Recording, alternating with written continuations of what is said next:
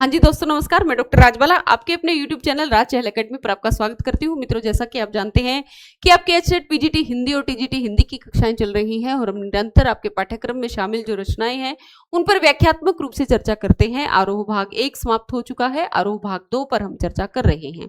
ठीक है, और ये भी आपका अंतिम पाठ है आरोह भाग 2 का, और इसके पश्चात हम वितान को शुरू करेंगे। और बहुत से जो महत्वपूर्ण प्रश्न है जो यहाँ से बनते हैं वो हर प्रश्न मैं आपको हर एक वीडियो में बताती हूँ, और मैं आपसे वादा कर रही हूँ कि जो मैं बता रही हूँ वो पढ़ लीजिए, उससे बाहर कुछ भी नहीं आएगा। ठीक है, चाहे काव्य शास्त्र हो, चाहे आपका ये एनसीईआरटी का पाठ्यक्रम हो, जो भी मैं आपको बता रही हूँ वहां से आपको पेपर में प्रश्न मिलेगा ही मिलेगा, ऐसा मैं दावा करती हूँ। चलिए हम बात करेंगे बाबा साहब भीमराव अंबेडकर की। ये जो है वो आपकी परीक्षा की दृष्टि से मोस्ट मोस्ट मोस्ट इम्पोर्टेंट आपका ये जो है वो लेसन है, क्योंकि यहां से पेपर में आता ही आता है कोई ना कोई प्रश्न। मतलब जो मैं अभ्यास प्रश्नोत्तरी मैंने करवाई है टीजीटी के, मैंने 2018 से लेकर के 2024 तक के सारे पेपर मैंने आपको करवा दिए हैं, और उन पेपरों के आधार पर मैं ये पूरा का पूरा आपको आश्वासन दे सकती हूँ, दृढ़ता से कह सकती हूँ कि यहाँ से एक प्रश्न बनेगा ही बनेगा, क्योंकि हर पेपर में मैंने देखा है कि यहाँ से एक प्रश्न आया ही आया है। तो ये जो है वो पाठ आपके लिए बहुत ज्यादा महत्वपूर्ण हो जाता है। देखिए, इनका जन्म कब हुआ था? दादा भीमराव बाबा भीमराव साहब अंबेडकर का इनका जन्म हुआ था 14 अप्रैल, वैसाखी के दिन इनका जन्म हुआ था। कहाँ हुआ था? मध्य प्रदेश महू में हुआ था, और 1891 में हुआ था। ये बात भी आप पूरी तरह से ध्यान में रखेंगे। इनकी बहुत सी रचनाएं हैं, ये सारी रचनाएं आपको पूरी तरह से दिमाग में बिठानी होगी, क्योंकि कहीं से भी रचनाओं में से प्रश्न पूछा जा सकता है। ठीक है, the castes in India, there mechanism, genesis and development प्रथम प्रकाशित कृति है इनकी, 1917 ईस्वी में प्रकाशित हुई थी। द अनटचेबल्स आर दे, 1948 ईस्वी में प्रकाशित हुई थी। हु आर द शूद्राज, ये 1946 में। बुद्धा एंड हिज धम्मा, 1957 ईस्वी में। देखिए, जो दादा भीमराव अंबेडकर थे, बाबा भीमराव अंबेडकर हम कहते हैं, कहीं कहीं दादा भी इनको कह दिया जाता है। तो इन्होंने क्या किया था? इन्होंने अपने जीवन के अंतिम दिनों में बौद्ध धर्म को ग्रहण कर लिया था। बहुत बड़े जनसमूह के साथ इन्होंने बौद्ध धर्म को ग्रहण किया था, क्योंकि इन्होंने कहा कि हमारे समाज में जो ये छुआछात है, ये जाति प्रथा है, ये जो है वो हमारे समाज के लोगों को आगे नहीं बढ़ने दे रही है, हमारे देश को गर्त में लेकर के जा रही है। इसलिए इन्होंने बौद्ध धर्म को अपनाया, जहां पर जो है वो ऐसी भावना बिल्कुल भी नहीं है, यानी कि सर्वधर्म संभाव जहां पर दिखता है। Thoughts on linguistic states, the problem of the rupee, 1923 इसमें। The evolution of provincial finance and British India, PhD की थीसिस लिखी थी इस पर 1916 ईस्वी में। The rise and fall of the Hindu women, 1965, बहुत महत्वपूर्ण है। Annihilation of caste, 1936। Labour and parliamentary democracy, Buddhism and communism, 1956। Mook नायक बहिष्कृत भारत जनता, ये क्या थी? पत्रिका थी। ये पत्रिकाएं आपसे पूछी जा सकती हैं कि मूक नायक किसकी पत्रिका थी, बहिष्कृत किसकी पत्रिका थी, भारत जनता पत्रिका किसकी थी। ठीक है, तो ये सारी पत्रिकाएं थी और ये आपको याद रखनी है। हिंदी में इनका संपूर्ण वाङ्मय जो था वो भारत सरकार के कल्याण मंत्रालय से बाबा साहब आम्बेडकर संपूर्ण वाङ्मय नाम से 21 खंडों में प्रकाशित हो चुका है, दिसंबर 1956 ईस्वी में दिल्ली में। देखिए, बाबा भीमराव साहब अंबेडकर जो थे वो बहुत अधिक पढ़े लिखे व्यक्ति थे। उस जमाने में ये बाहर से, विदेश से पीएचडी की करके आए थे, और अर्थशास्त्री थे ये बहुत बड़े। ठीक है, इकोनॉमिक्स में इन्होंने बहुत बड़ी उपाधि प्राप्त की थी, और मतलब ऐसा माना जाता है कि इनकी खुद की लाइब्रेरी थी, निजी लाइब्रेरी थी, जिसमें 50,000 पुस्तकें थी। बहुत बड़े विद्वान थे ये, ठीक है। लेकिन जब हम इनकी आत्मकथा पढ़ते हैं और उसमें देखते हैं कि इतने बड़े विद्वान होने के पश्चात भी समाज में किस प्रकार से उनको विभिन्न तरह की प्रताड़नाएं दी जा रही थी, केवल इसलिए कि ये दलित जाति से संबंधित थे। अगर इंसानों के अनुरूप जीने की सुविधा कुछ लोगों तक ही सीमित है, तब जिस सुविधा को आमतौर पर स्वतंत्रता कहा जाता है उसे विशेषाधिकार कहना उचित है। देखिए बहुत ज्यादा महत्वपूर्ण है। यहां से आपसे पूछा जा सकता है, ये पंक्ति पूरी की पूरी दी जा सकती है पेपर में, और पूछा जा सकता है कि बताइए ये पंक्तियां किसके द्वारा की गई हैं, कही गई हैं। तो ये पंक्तियां किसके द्वारा की गई हैं? ये पंक्तियां कही गई हैं भीमराव साहब अंबेडकर के द्वारा। मानव मुक्ति के पुरोधा बाबा भीम साहब अंबेडकर अपने समय के सबसे सुपठित जनों में से एक थे। सुपठित का मतलब है बहुत अधिक पढ़े लिखे थे। प्राथमिक शिक्षा के बाद बड़ौदा नरेश के प्रोत्साहन पर, किसके प्रोत्साहन पर गए थे ये? बड़ौदा नरेश के प्रोत्साहन पर गए थे। उच्चतर शिक्षा के लिए कहाँ गए थे? न्यूयॉर्क अमेरिका में गए थे। फिर वहां से कहाँ चले गए? लंदन चले गए। उन्होंने संस्कृत का धार्मिक, पौराणिक और पूरा वैदिक वाङ्मय अनुवाद के जरिए पढ़ा। देखिए कितने अधिक पढ़े लिखे थे। सारी मनुस्मृति उन्होंने पढ़ डाली, संस्कृत के जितने धार्मिक ग्रंथ थे सारे पढ़ लिए, पौराणिक और पूरा वैदिक वाङ्मय यानी ऋग्वेद, सामवेद, यजुर्वेद, जो उपनिषद इत्यादि सब कुछ ये पढ़ बैठे थे। ऐतिहासिक सामाजिक क्षेत्र में अनेक मौलिक स्थापनाएं इन्होंने प्रस्तुत की, बहुत सी नई नवीन बातें इन्होंने की। सब मिलाकर वे इतिहास मीमांसक थे, ठीक है। मतलब इतिहास मीमांसक का मतलब है कि पूरा इतिहास जो है वो पढ़ करके उस पर वो अपनी विचारधारा प्रस्तुत करते हैं। विधिवेता थे यानी कानून निर्माता थे, अर्थशास्त्री थे बहुत बड़े, समाज शास्त्री थे, ठीक है, शिक्षाविद थे तथा धर्म दर्शन के व्याख्याता बनकर उभरे। मतलब हर जो समाज के अंदर जो भी चीजें थी उन सबको इन्होंने पढ़ा है और उस पर अपनी एक दृष्टि निर्मित की है। स्वदेश में कुछ समय उन्होंने वकालत भी की। समाज और राजनीति में बेहद सक्रिय भूमिका निभाते हुए उन्होंने अछूतों, स्त्रियों और मजदूरों को मानवीय अधिकार व सम्मान दिलाने के लिए बहुत बड़ा संघर्ष इन्होंने किया था। भारतीय संविधान के निर्माताओं में से एक डॉक्टर भीमराव अंबेडकर आधुनिक भारतीय चिंतन में अत्यंत महत्वपूर्ण स्थान के अधिकारी हैं। उन्होंने जीवन भर दलितों की मुक्ति, सामाजिक समानता के लिए पूरा संघर्ष उन्होंने किया। उनका पूरा लेखन इसी संघर्ष और सरोकार से जुड़ा हुआ है। स्वयं दलित जाति में जन्मे थे और बचपन से ही जाति आधारित उत्पीड़न, शोषण, अपमान से वो गुजरे थे।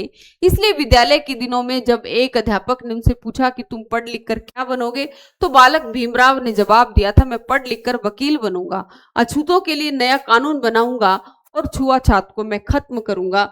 ये देखिए एक छोटे से बालक की विचारधारा देखिए, अपने समाज के प्रति जो उनके मन के अंदर जो आक्रोश था, वो समाज के प्रति तो नहीं कहेंगे, अपने समाज के प्रति तो नहीं कहेंगे, जो हिंदू समाज था, जैसे जो पंडित पुरोहित आदि थे, दलितों के साथ कैसा वो मतलब अछूत व्यवहार करते थे, ठीक है, पराये उनको समझते थे। तो इस दृष्टि से जो है वो बहुत ज्यादा दुखी थे। भीमराव अंबेडकर उसको खत्म करना चाहते थे। डॉक्टर अंबेडकर ने अपना पूरा जीवन इसी संकल्प के पीछे झोंक दिया। देखिए यदि ये बहुत पढ़े लिखे व्यक्ति थे, बहुत अधिक मतलब मान सम्मान विदेश में रहकर इनको मिल सकता था, बहुत अच्छी जिंदगी ये जी सकते थे, लेकिन इन्होंने अपने जीवन को पूरी तरह से अपने समाज के लिए, दलितों के समाज के लिए अर्पित कर दिया कि मैं ही एक व्यक्ति हूँ, यदि कोई इनके लिए कुछ कर सकता है तो मैं ही हूँ, अन्यथा ये लोग जो है वो जीवन भर इसी नर्क में अपना जीवन काटते रहेंगे। इसलिए जो भीमराव अंबेडकर थे उन्होंने अपना पूरा जीवन अपने जाति के लोगों को समर्पित कर दिया और आज जो इतना अच्छा जीवन वो जी रहे हैं, आज इतने अच्छे पदों पर वो विराजमान है, तो इसके पीछे सबसे बड़ा कारण है भीमराव अंबेडकर जी का जो योगदान है, इनका बलिदान है, वो सब जो है उसका नतीजा है। तो अंबेडकर ने अपना पूरा जीवन इसी संकल्प के पीछे झोंक दिया। इसके लिए उन्होंने जमकर पढ़ाई की, व्यापक अध्ययन किया, चिंतन मनन किया। हिंदुस्तान के स्वाधीनता संग्राम में एक नई अंतर्वस्तु भरने का इन्होंने काम किया।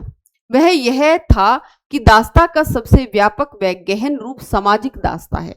देखिए वो क्या कहते हैं, दास्ता कौन सी बुरी है, सबसे बुरी जो दास्ता है वो सामाजिक दास्ता है।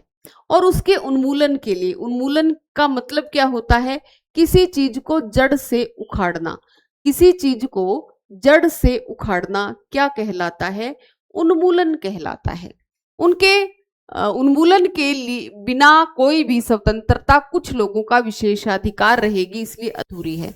कि सबसे पहले तो हमें जो ये सामाजिक असमानता है इसको समाप्त करना होगा। इसको समाप्त किए बिना यदि हम अंग्रेजों से स्वतंत्र हो भी गए तो इन लोगों की स्थिति तो वैसी ही रहेगी, इसलिए वो स्वतंत्रता विशेषाधिकार बन जाएगा, वो समान अधिकार सबके लिए नहीं होगा। उनके चिंतन व रचनात्मकता के मुख्य 3 प्रेरक व्यक्ति रहे। एक तो रहे बुद्ध, दूसरे थे कबीर और तीसरे कौन थे, ज्योतिबा फूले। ये आपसे प्रश्न पूछा जा सकता है कि जो भीमराव अंबेडकर थे उनके आदर्श कौन थे, तो आप बता सकते हैं कबीर थे, ज्योतिबा फूले थे और महात्मा बुद्ध थे। जातिवादी उत्पीड़न के कारण हिंदू समाज से मोह भंग होने के बाद वे बुद्ध के समतावादी दर्शन में आश्वस्त हुए। देखिए मैंने आपको बताया, और 14 अक्टूबर सन 1956 को 5 लाख अनुयायियों के साथ उन्होंने क्या कर लिया था, बौद्ध धर्म ग्रहण कर लिया था। कितने लाख के साथ, 5 लाख लोगों के साथ। कब ग्रहण कर लिया था, 14 अक्टूबर 1956 को। ये बात आप लोग ध्यान में रखेंगे, ठीक है। भारत के संविधान निर्माण में उनकी महती भूमिका और एकनिष्ठ समर्पण के कारण ही हम आज उन्हें भारतीय संविधान का निर्माता कहकर के श्रद्धांजलि अर्पित करते हैं। उनकी समूची बहुमुखी विद्वता एकांत ज्ञान साधना की जगह मानव मुक्ति एवं जल कल्याण के लिए थी। यह बात वे अपने चिंतन और क्रिया के क्षणों से बराबर साबित करते रहे। अपने इस प्रयोजन में वे अधिकतर सफल भी हुए। यानी कि भीमराव अंबेडकर जो अपने लोगों के लिए जो करना चाहते थे उसको करने में वो ज्यादातर जो है वो सफल हुए हैं। यहाँ प्रस्तुत पाठ अंबेडकर के विख्यात भाषण एनहिलेशन ऑफ कास्ट 1936 से लिया गया है। देखिए ये जो है वो आपके लिए बहुत महत्वपूर्ण प्रश्न बन सकता है कि ये जो पाठ यहाँ लिखा गया है श्रम विभाजन, ये कहाँ से लिया गया है, ये आपका लिया गया है एनिहिलेशन ऑफ कास्ट 1936 ईस्वी में ललई सिंह यादव द्वारा कृत हिंदी रूपांतरण। देखिए जो भीमराव अंबेडकर थे वो मूलतः किस में लिखते थे, अंग्रेजी भाषा में लिखते थे, क्योंकि शिक्षा दीक्षा जो ज्यादातर थी वो विदेश में उन्होंने ग्रहण की थी, विदेश से पढ़ करके आए थे तो विदेश में लिखते थे। और इसका हिंदी रूपांतरण किसने किया है, ललई सिंह यादव ने किया है। ये भी आपका एक बहुत ही महत्वपूर्ण प्रश्न बन सकता है, ठीक है। जाति भेद का उच्छेद, और जो ललई सिंह यादव है उन्होंने हिंदी रूपांतरण किस नाम से किया है, जाति भेद का उच्छेद। यहां से 3-4 बातें जो मैंने आपको बताई है। देखिए एक प्रश्न बन सकता है कि विख्यात भाषण का नाम क्या था, एनिहिलेशन ऑफ कास्ट, ठीक है। और ये किस में था, मूल रूप से अंग्रेजी में था। कब, 1936 में, ठीक है। किसने इसका रूपांतरण किया, ललई सिंह यादव ने। किस नाम से किया, जाति भेद का उच्छेद के, ठीक है। कितने प्रकरणों में है, 2 प्रकरणों में है। ये बात भी आप ध्यान में रखेंगे, पूछा जा सकता है कि कितने प्रकरणों में है, 2 प्रकरणों में है। यह भाषण जाति पाति तोड़क मंडल लाहौर के वार्षिक सम्मेलन 1936 के अध्यक्षीय भाषण के रूप में तैयार किया गया था। ये बात भी आप जो है वो ध्यान में रखेंगे। जाति पाति तोड़क मंडल लाहौर के वार्षिक सम्मेलन 1936 के अध्यक्षीय भाषण के रूप में तैयार किया गया था, परंतु इसकी क्रांतिकारी दृष्टि से आयोजकों की पूर्ण सहमति न बन सकने के कारण सम्मेलन ही स्थगित हो गया और यह पढ़ा नहीं गया, क्योंकि इसके अंदर बहुत क्रांतिकारी विचार जो हैं वो लेखक के द्वारा, अंबेडकर जी के द्वारा प्रस्तुत किए गए थे, जिसके कारण समाज के अंदर कहीं ना कहीं जो है वो असंतोष कह लीजिए, या फिर हम कह सकते हैं कि एक समाज के अंदर जो है वो कहीं ना कहीं हिंदू और जो दलित हैं उनके अंदर आपसी मतभेद हो सकता था और कहीं ना कहीं हिंसा पनप सकती थी। इस कारण से इसको जो है वो क्या नहीं किया गया, इसको आयोजकों ने स्थगित कर दिया था और यह पढ़ा न जा सका। बाद में अंबेडकर ने इसे स्वतंत्र पुस्तिका के रूप में प्रकाशित करके वितरित कर दिया, जो पर्याप्त लोकप्रिय हुई। इनके अनुसार समानता, स्वतंत्रता व बंधुता, ये तीन तत्व आदर्श समाज में अनिवार्यतः होने चाहिए। क्या होना चाहिए? समानता, स्वतंत्रता और बंधुता। ठीक है। और जिससे लोकतंत्र सामूहिक जीवनचर्या की एक रीति तथा समाज के सम्मिलित अनुभवों के आदान प्रदान की प्रक्रिया के अर्थ तक भी पहुंचे। यह प्रस्तुत पाठ उक्त पुस्तिका के प्रतिनिधि प्रकरण है। आज के जाति मजहब आधारित विषाक्त, मतलब जो बहुत विषैला है, जहरीला है, सामाजिक राजनीतिक माहौल में इनकी प्रासंगिकता और ज्यादा बढ़ गई है, क्योंकि आज का जो सामाजिक राजनीतिक माहौल है वो जो है वो बहुत ज्यादा क्या हो गया है, सांप्रदायिक हो गया है, संकीर्णता, जातिगत संकीर्णता उसमें बहुत ज्यादा आ गई है। तो उस दृष्टि से इस पाठ का जो है वो महत्व बहुत ज्यादा बढ़ जाता है। ठीक है। श्रम विभाजन और जातिगत प्रथा, ये हम अगले व्याख्यान में करेंगे। ठीक है, धन्यवाद।